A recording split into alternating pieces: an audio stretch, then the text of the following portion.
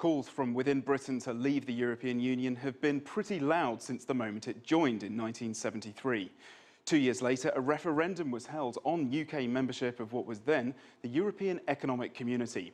67% of voters chose to stay.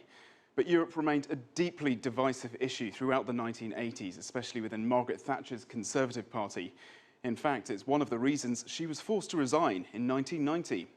Well, a couple of years after that, and European leaders signed the Maastricht Treaty, and that created the modern-day EU. Prime Minister John Major defeated a campaign for a referendum on the treaty, but only just. Well, fast forward to the late 90s and Tony Blair's Labour Party is in power, and his government opted out of joining the euro currency. Well, the talk of the 2000s was all about an EU constitution to update and strengthen the union's governing framework. But this caused an uproar, with French and Dutch voters rejecting it in referenda.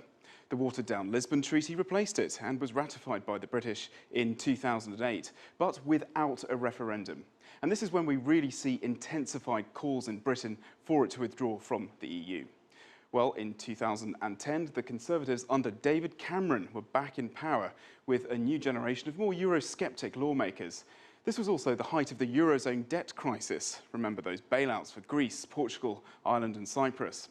Well, under huge internal party pressure, Cameron pledged to renegotiate Britain's relationship with the EU and hold a referendum on membership after the next election. Winning a surprise majority in 2015, David Cameron knew he'd have to make good on his promise. So the next year is spent in frantic talks with other European leaders. And don't forget, this is when the European migrant crisis is intensifying.